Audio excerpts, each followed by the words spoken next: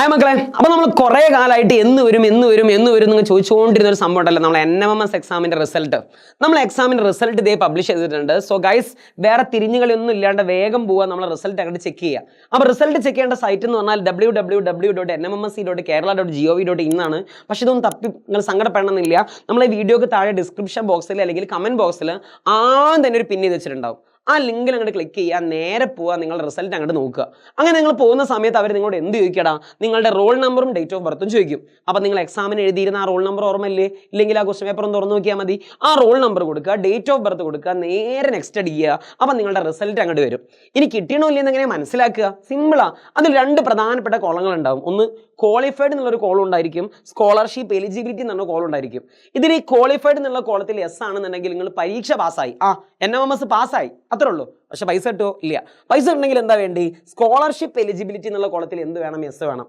ഈ രണ്ട് കോളത്തിലും എസ് ഉണ്ടെങ്കിൽ നിങ്ങൾക്ക് എന്ത് കിട്ടും? പൈസ കിട്ടും. അപ്പോൾ ഇതിൽ മാത്രമാണ് എസ് എന്നുണ്ടെങ്കിൽ നിങ്ങൾക്ക് പാസ്സായിട്ടുണ്ട്, പക്ഷെ സ്കോളർഷിപ്പിൻ്റെ ആ റേഞ്ചിൽ എത്തിയിട്ടില്ല, ആ കട്ട് ഓഫ് കഴിഞ്ഞിട്ടുള്ള മറ്റേ റേഞ്ചിൽ എത്തിയിട്ടില്ല. അത് മാത്രമേ അതിന് അർത്ഥമുള്ളൂ കേട്ടോ. അപ്പോൾ ഈ രണ്ട് കാര്യങ്ങൾ നോക്കുക. രണ്ടിലും എസ് ഉണ്ടെങ്കിൽ സന്തോഷിക്കുക, ഒന്നിൽ മാത്രം എസ് ഉണ്ടെങ്കിലും സന്തോഷിക്കുക, നോ പ്രോബ്ലം. അടുത്തതിൽ നല്ല ഉഷാറാക്കുക. അപ്പോൾ വീണ്ടും പറയുന്നടാ മക്കളെ, നല്ല ഉഷാറായിട്ട് എന്ത് ചെയ്യുക? റിസൾട്ട് നോക്കുക.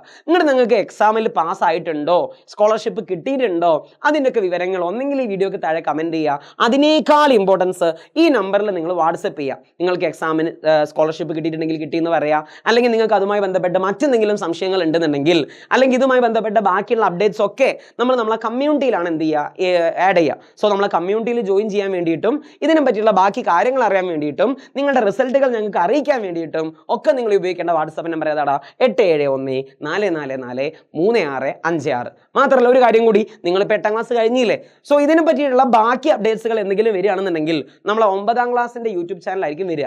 സോ ആ ചാനൽ കൂടി ഒന്ന് എന്ത് ചെയ്യുക? സബ്സ്ക്രൈബ് ചെയ്ത് വെക്കുക. നേരെ യൂട്യൂബിൽ എജുപോഡ് ക്ലാസ് 9 എന്ന് സെർച്ച് ചെയ്യുക, ആ ചാനലും കൂടി ഒന്ന് സബ്സ്ക്രൈബ് ചെയ്യുക. സോ ഗൈസ്, എല്ലാവരും വേഗം പോവുക, റിസൾട്ട് നോക്കുക. നല്ല റിസൾട്ട് ആവട്ടെ എന്ന് പ്രാർത്ഥിക്കുന്നു. ബൈ.